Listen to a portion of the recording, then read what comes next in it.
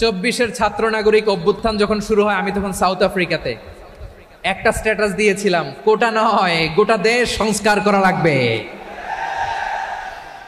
শুধু বাংলাদেশ নয়, সারা বিশ্বের বাংলা ভাষাভাষী লোকেরা এই আন্দোলনের সাথে তারা সমর্থন দিয়েছে। আমাদের ইউনাইটেড আরব আমিরাতের বাংলাদেশি ভাইয়েরা তারা সেখানে রাস্তায় নেমে এসেছিল, জানেন? ওইখানে ডেমনস্ট্রেশন করা যায় না, সেখানকার সরকার তাদেরকে যাবজ্জীবন দিয়েছিল। তখন আমাদের এই যে প্রধান উপদেষ্টা ডক্টর মোহাম্মদ ইউনূস সরাসরি G2G বলে, এটারে G2G, government to government, G2G, উনি চিঠি লিখলেন যে তাদেরকে, ইউর হাইনেস, হে সম্মানিত আমির, আপনি আমার এই চিঠির কারণে আমার সম্মানে এই 53 জন বাংলাদেশিকে মাফ করে দেন। এই চিঠির বদৌলতে বেকসুর খালাস পেয়ে গিয়েছিল আমাদের ভাইরা, জানেন না এই ঘটনা আপনারা? তাহলে গভর্নমেন্ট টু গভর্নমেন্ট চিঠি দেওয়া হয়। সপ্তম হিজরিতে বিষ্ণু ইসলাম সব সুপার পাওয়ারের কাছে চিঠি দিলেন, রোমান সম্রাটের কাছে, পারস্য অধিপতির কাছে, মিশরের অধিপতির কাছে, সবার কাছে চিঠি লিখলেন। চিঠির ভাষা ছিল এরকম, মিন মুহাম্মাদিন রাসূলিল্লাহ ইলা মুকাওকিস আযীমিল কিবত, মুহাম্মদ রাসূলুল্লাহর পক্ষ থেকে মিশরের বাদশার কাছে, আসলিম তাসলাম, ইসলাম মানো শান্তিতে থাকবা, সালামুন আলা মান ইত্তাবা আল হুদা, শান্তি তার জন্য যে হেদায়েতের অনুসরণ করে। সুবহানাল্লাহ পড়েন। তো এই চিঠি অনেকে ভালোভাবে রিসিভ করেছে, অনেকে এই চিঠি পাওয়ার পরে নবীর কাছে আবার ইন রিটার্ন উপহার পাঠিয়েছে। কি পাঠিয়েছে? উপহার। মিশরের বাদশাহ মুকাওকিস তিনি বিশ্বনবীকে বিশাল এক উপহারের ডালি পাঠিয়েছেন। মিশরের বাদশাহ মুকাওকিস ছিলেন ধর্মে খ্রিস্টান। লালমনিরহাটের ভাইয়েরা আওয়াজ করে বলেন, মিশরের বাদশাহ ধর্মে কি ছিল? খ্রিস্টান। কি উপহার দিয়েছিল আমার নবীকে? শুনতে মনে চায়? আওয়াজ নাই লালমনিরহাটের গলায়, শুনতে মনে যায়? 1000 স্বর্ণ মুদ্রা, 1000 স্বর্ণ মুদ্রা। 2টা খ্রিস্টান দাসী, একজনের নাম মারিয়া বিনতে শামউন আল কিবতিয়া, আরেকজনের নাম সিরিন বিনতে শামউন আল কিবতিয়া। একজন খ্রিস্টান দাস 20 থান কাপড় জামা বানানোর জন্য, আমরা নবী যেন সেলাই করে জামা বানাতে পারে এজন্য 20 থান কাপড়, 20 থান ফাইন গার্মেন্ট। সুবহানাল্লাহ পড়বেন না? এরপরে একটা গাধা যেটার নাম ছিল উফাইর, আর একটা খচ্চর, এটার নাম ছিল দুলদুল। খচ্চর চিনেন?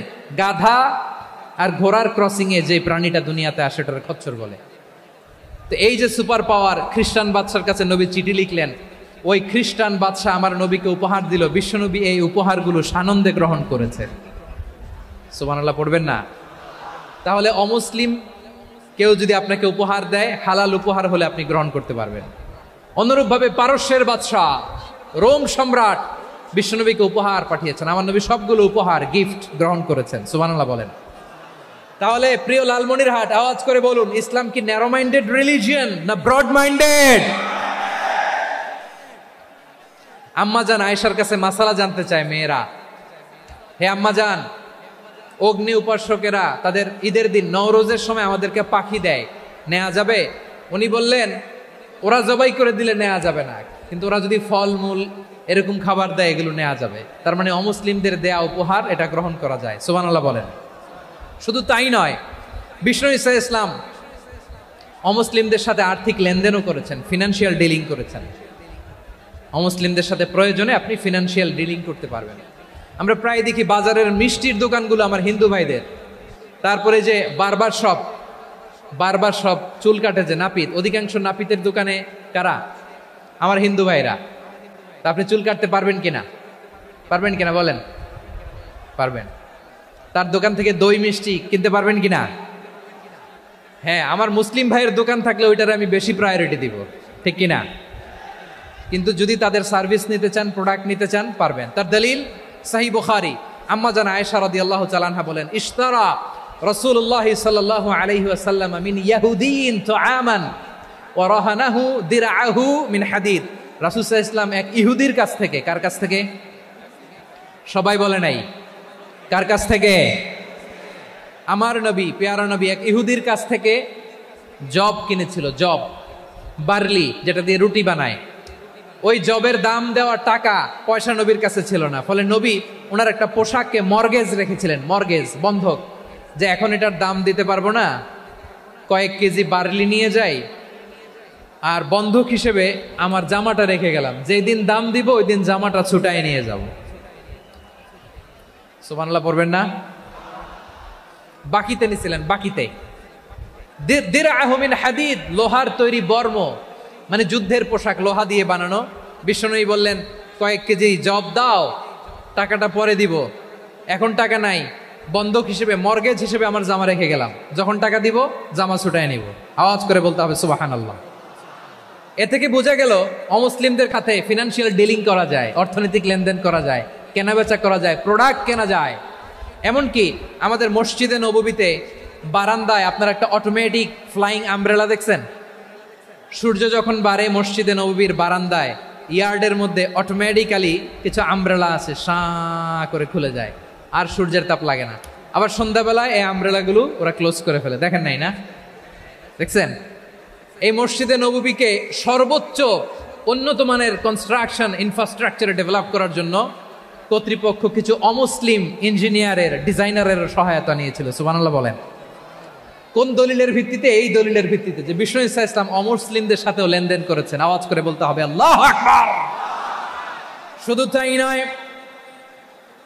ইন কেস অফ ইমার্জেন্সি, প্রয়োজনে ইসলামের খাতিরে, ইসলামকে সামনের দিকে এগিয়ে নিয়ে যাওয়ার জন্য অমুসলিমদের সাপোর্ট নেওয়া জায়েজ আছে। সুবহানাল্লাহ বলেন। অমুসলিমদের সাপোর্ট নেয়া, তাদের থেকে অর্থ নেয়া, পলিটিক্যাল সাপোর্ট, পলিটিক্যাল অ্যাসাইলাম নেওয়া জায়েজ আছে। আমাদের অনেক বিশ্ববরেণ্য দায়ীরা আমেরিকায় অস্থায়ীভাবে অ্যাসাইলাম নিয়ে থাকে, নিজের দেশে গেলে ফাঁসিতে ঝুলাই দিবে। যুগ যুগ ধরে দায়ীদের উপরে এরকম অত্যাচার আর নির্যাতন আছে না নাই? মিশরের অনেক দায়ীরা পাশ্চাত্যে যেয়ে থাকে, এই যে তারা পলিটিক্যাল অ্যাসাইলাম নিয়ে থাকে, রাজনৈতিক আশ্রয়, এটা জায়েজ আছে না? এটা যে জায়েজ আছে তার প্রমাণ স্বয়ং বিশ্বনবী সাল্লাল্লাহু আলাইহি ওয়াসাল্লাম পলিটিক্যাল সাপোর্ট নিয়েছিলেন অমুসলিমদের কাছ থেকে। সুবহানাল্লাহ বলেন। খুব মজাদার একটা ঘটনা, শুনবেন? আপনাদের আগ্রহ দেখে তো মনে হয় না শোনার ইচ্ছা আছে। আছে আছে আমার ভাইরা, বিশ্বনবীর বয়স তখন প্রায় 51 বছর। কত বছর? বিশ্বনবীর সবচেয়ে কাছের মানুষ খাদিজা রাদিয়াল্লাহু তাআলা আনহা ইন্তেকাল করেছেন। বিশ্বনবী বড্ড কষ্ট পেলেন, হৃদয়টা ভেঙে খান খান। যিনি ঘরের ভেতরে বিশ্বনবীকে সান্ত্বনা দিতেন, ভালোবাসা দিতেন, বাইরে গেলে কুরাইশরা বকাঝকা করে, অত্যাচার করে, কিন্তু আম্মাজান খাদিজা রাদিয়াল্লাহু তাআলা আনহা ঘরটারে এমন শান্তির নীড় বানায় রেখেছেন, এই ঘরের ভিতরে ঢুকলে বিশ্বনবীর কলিজাটা ঠান্ডা হয়ে যেত। এজন্য রব্বুল আলামিন বলেন, খাদিজা, ও আমার বান্দি খাদিজা, জান্নাতে এমন স্পেশাল একটা ঘর আমি তোমার জন্য রেডি করে রেখেছি। ওই ঘরের মধ্যে কোনো আওয়াজ নাই, ওই ঘরের মধ্যে কোনো নয়েজ নাই, ওই ঘরে কোনো বিশৃঙ্খলা নাই। কারণ মক্কার জমিনে আমার নবী কুরাইশদের বিশৃঙ্খলা, নয়েজ আর ঝামেলাগুলোকে উপেক্ষা করে যখন তোমার ঘরের ভিতরে ঢুকতো, ঘরটারে তুমি শান্তির নীড়, ঠান্ডা, নীরব, নিস্তব্ধ, নিঝুম আর শান্তির নীড় বানিয়ে রেখেছ। এজন্য জান্নাতে স্পেশাল একটা শান্তির নীড় আমি তোমারে উপহার দেব। ওই প্রিয়তমা স্ত্রী খাদিজা ইন্তেকাল করলেন, বিশ্বনবীর হৃদয় ভেঙে খান খান। আবার ওনার চাচা আবু তালেব ইন্তেকাল করলেন, যিনি পলিটিক্যাল শেল্টার দিতেন নবীকে। কে দিতেন? আবু তালেবের ভয়ে, বিশ্বনবীর এই চাচার ভয়ে কোনো মুশরিক নবীর গায়ে হাত দেওয়ার সাহস পায় নাই। এখন স্ত্রীও নাই, চাচাও নাই, নবীকে আশ্রয় দেওয়ার কেউ নাই, নবীর চারদিকে অন্ধকার। নবী এখন কই যাবেন? আমার পেয়ারা নবী নতুন স্টেশন খুঁজতেছেন, নতুন দাওয়াতি প্ল্যাটফর্ম খুঁজতেছেন। তিনি যায়েদ বিন হারেসা রাদিয়াল্লাহু তাআলা আনহুকে নিয়ে মক্কার পাশের একটা নেইবরিং সিটি তায়েফে চলে গেলেন। কোথায় চলে গেলেন? লালমনিরহাটের ভাইয়ের আওয়াজ করে বলেন, কোথায় গেলেন? তায়েফে চলে গেলেন দিনের দাওয়াত দেওয়ার জন্য। কি দেওয়ার জন্য? নাকি জমি কিনতে গেছিলেন? জমি কিনতে, দুনিয়ার যশ খ্যাতির জন্য, নিজের কোনো লাভের জন্য? তায়েফবাসীদেরকে জাহান্নামের আগুন থেকে বাঁচানোর জন্য। আওয়াজ করে বলতে হবে ঠিক কিনা? বিশ্বনবী বিশাল মরুপথ, পাহাড়ি পথ পাড়ি দিয়ে তায়েফের মরুজমিনে গেলেন কোরআনের দাওয়াত নিয়ে, ইমানের দাওয়াত নিয়ে। কিন্তু তায়েফের লোকেরা বিশ্বনবীর দাওয়াতকে শুধু প্রত্যাখ্যান করেই থামে নাই, তারা বিশ্বনবীর সাথে অত্যন্ত খারাপ আচরণ করেছে, বিশ্বনবীকে শারীরিকভাবে হেনস্থা করেছে, আমার নবীকে শারীরিকভাবে অত্যাচার করেছে, আমার পেয়ারা নবীর গায়ে পাথর মেরেছে, বিশ্বনবীর গা বেয়ে ঝরঝর করে রক্ত ঝরেছে, নবী জামিনের মধ্যে লুটিয়ে পড়েছেন, আবার মেরেছে, আবার নবী হাঁটতে শুরু করলেন, পেছন থেকে আবার মেরেছে, আবার নবী রক্তাক্ত হয়ে জামিনের মধ্যে লুটিয়ে পড়লেন, আবার মেরেছে। বিশ্বনবীর মতো এত সুশ্রী মানব, বিশ্বনবীর মতো এত শুভ্র মানব, বিশ্বনবীর মতো এমন চমৎকার দেহাবয়ব দিয়ে রব্বুল আলামিন কাউকে বানান নাই। এরকম চমৎকার মানুষটাকে তারা তায়েফের ওই জামিনে রক্তাক্ত করেছে। বিশ্বনবী দুনিয়ার কোনো স্বার্থের জন্য সেখানে যান নাই, নিজের কোনো লাভের জন্য, প্রাপ্তির জন্য যান নাই, তায়েফবাসীদের জাহান্নামের আগুন থেকে বাঁচাতে গিয়েছেন। ঠিক কিনা বলেন? খেয়ে না খেয়ে দিন প্রচারের কাজে নিজেকে দিয়েছ বিলিয়ে, তায়েফের কাফিরেরা চিনল না সে আলো, দুষ্ট ছেলেদের পিছু দিল লেলিয়ে, পাথরের আঘাতে ক্ষত বিক্ষত হয়ে সারা শরীর থেকে রক্ত ঝরে।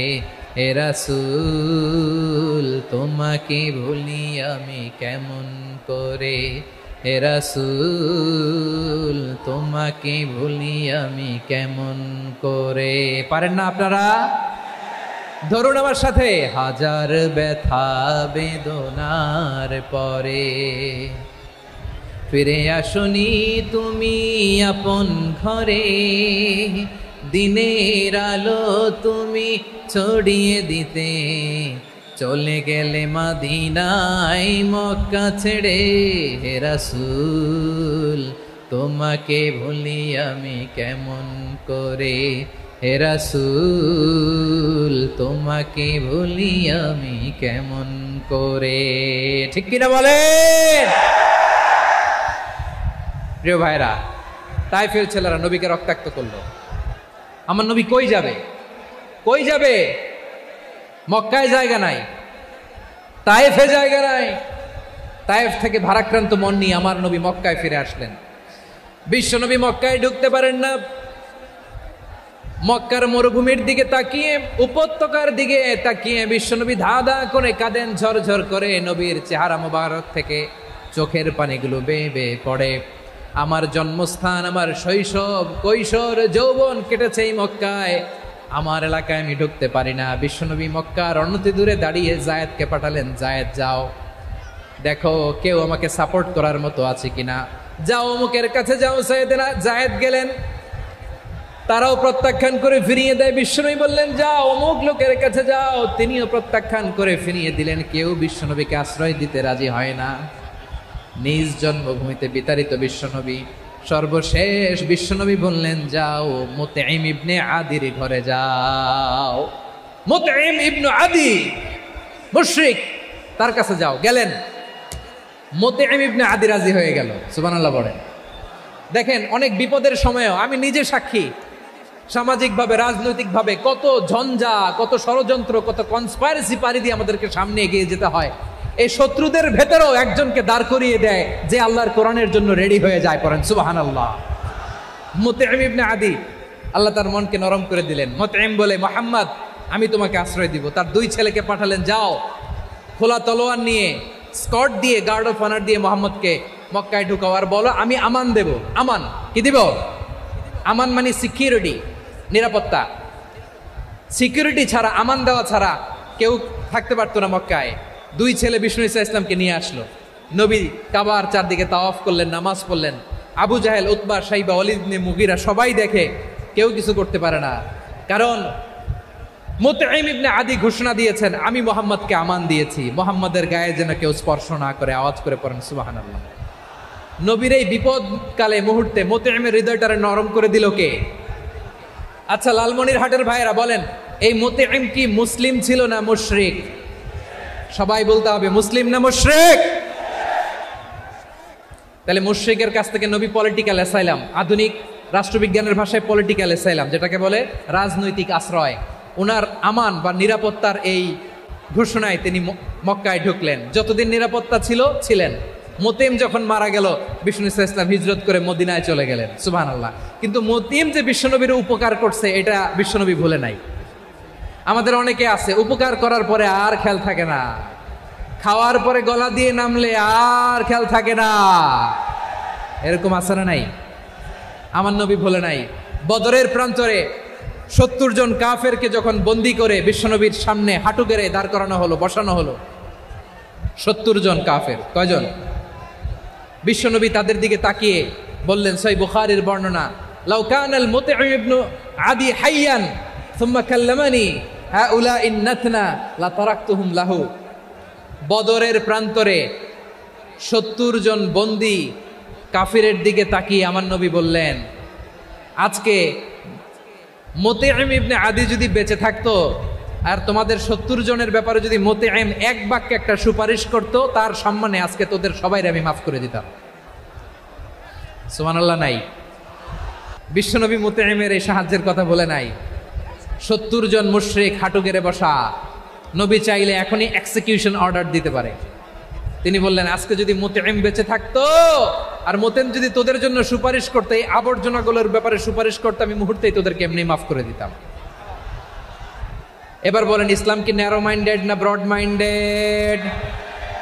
শুধু তাই নয়, যাকে যে সম্মান দেয়ার আমার নবী দিতেন, হোক আস্তিক হোক নাস্তিক, হোক মুসলিম হোক অমুসলিম। বিষ্ণু ইসলাম যখন রোমান সম্রাটের কাছে চিঠি লিখেছেন, আমার প্রিয় লালমনিরহাটের ভাইরা, অল্প কয়েক মিনিট কয়েকটা জরুরি কথা বলবো, এদিকে তাকান, এদিকে। রোমান সম্রাটের কাছে বিশ্বনবী যখন চিঠি লিখলেন মিন মুহাম্মদ রাসূলিল্লাহ ইলা হিরাকলা আযীমির রোম, মুহাম্মদের পক্ষ থেকে হিরাক্লিয়াসের কাছে, যিনি হচ্ছেন আযীমির রোম। এটা নবী নিজ থেকে বানায় লিখছেন অতিরিক্ত সম্মান দিয়ে। কোন রাষ্ট্রপ্রধান যখন আসে তাদেরকে আমরা কি বলি জানেন? তার নামের শেষে HE এটা লিখতে হয়, H.E. মানে হিজ এক্সেলেন্সি। কি লেখে? হিজ এক্সেলেন্টি, অথবা ইউর হাইনেস, ইউর ম্যাজেস্টি।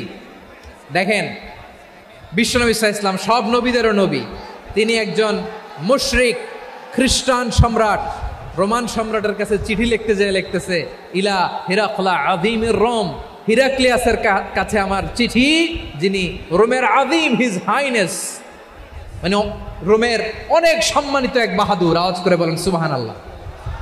তার মানে যাকে যে সম্মান দেয়ার এটা বিশ্বনবী দিতেন। এমনকি যেই ইহুদিরা ভালো ছিল, এই ইহুদিদেরও প্রশংসা করেছেন বিশ্বনবী মুহাম্মদুর রাসূলুল্লাহ সাল্লাল্লাহু আলাইহি ওয়াসাল্লাম। এক ইহুদির প্রশংসা করেছেন বিশ্বনবী। ইহুদির কার? আমি তো আমার ভাইয়ের প্রশংসা করি না, আমি তো এক আলেম আরেক আলেমরে স্পেস দেই না, আমি তো এক দায়ী আরেক দায়ীর সাথে বসতে চাই না। আমার নবী ইহুদির প্রশংসা করে। কার প্রশংসা? ওই ইহুদির নাম ছিল মুখাইরেক। সিরাত গ্রন্থ ঘাটলে পাবেন। তিনি বলেছেন, মুখাইরেক খাইরু ইয়াহুদ, Mukhayriq is the best of the Jews. জুইসদের মধ্যে সে সবচেয়ে ভালো। কেন প্রশংসা করলেন তার? এর কারণ মদিনা চার্টারে কথা ছিল সব ধর্মের মুসলিম, মুশরিক, ইহুদিরা মিলে মদিনাকে রক্ষা করবে। কিন্তু 3য় হিজরিতে যখন উহুদের যুদ্ধ শুরু হলো, সবার কথা ছিল যেই আক্রমণ করে আমরা মদিনাকে বাঁচাবো। কোন শহরকে বাঁচাবো? মদিনাকে। কিন্তু কুরাইশরা যখন অ্যাটাক করলো, ইহুদিরা আর আসে না,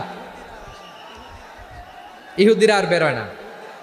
বিষ্ণু বললেন, ওহে ইহুদিরা, তোমরা না চুক্তি করলে আমার সাথে যে মদিনা বাঁচাতে সবাই ঝাঁপিয়ে পড়বো, আসো। একটা ইহুদিও বেরোয় না, কেউ আসে নাই সেদিন, একজন ছাড়া। তার নাম মুখাইরেক। তার নাম কি? মুখাইরেক বাহাদুরের মতো ঘোড়সাওয়ার হয়ে বেরিয়ে গেলেন এবং বললেন, গোটা ইহুদি সাম্রাজ্যের একজনও যদি না আসে, আমি মুখাইরেককে কেউ ঘরে আটকে রাখতে পারবে না। বেরিয়ে আসলেন, এসে বললেন, আমি মুহাম্মদের পক্ষে যুদ্ধ করব।